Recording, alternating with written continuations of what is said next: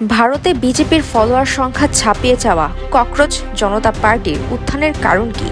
Cockroach জনতা party অর্থাৎ CJP মূলত একটি ব্যঙ্গাত্মক অনলাইন আন্দোলন হিসেবে শুরু হলেও 2026 সালে এটি ভারত সংখ্যা দ্রুত বেড়ে বিজেপি ও কংগ্রেসের অফিসিয়াল অ্যাকাউন্টের অনুসারী সংখ্যাকেও ছাড়িয়ে গেছে।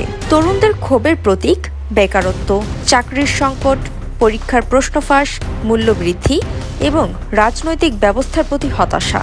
এসব ইস্যুতে ক্ষুব্ধ হয়ে বহু তরুণ সিজেপিকে সমর্থন করছে। একটি ভাইরাল থিম থেকে সিজেপি এর আন্দোলন।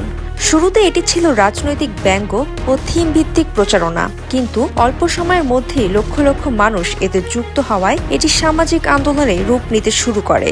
ককরোচ নামের পেছনের ঘটনা হল ভারতের প্রধান বিচারপতি একটি বিতর্কিত মন্তব্যকে কেন্দ্র করে ককরোচ শব্দটি প্রতিবাদের প্রতীকে পরিণত হয়।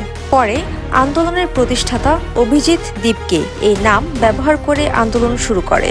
সোশ্যাল মিডিয়ার শক্তি সিজেপি এর উত্থান দেখিয়েছে যে সংগঠিত ডিজিটাল প্রচারণা খুব অল্প সময়ে কোটি মানুষের কাছে পৌঁছাতে পারে। অনেক বিশ্লেষক এটিকে ভারতের জেনজি প্রজন্মের অসন্তোষ বহিঃপ্রকাশ হিসেবে দেখছেন।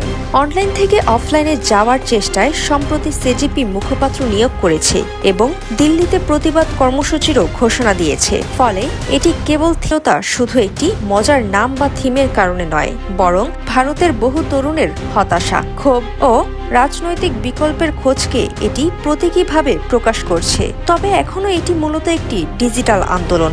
বাস্তব রাজনীতিতে কতটা প্রভাব ফেলতে পারবে তা সময়ই বলবে।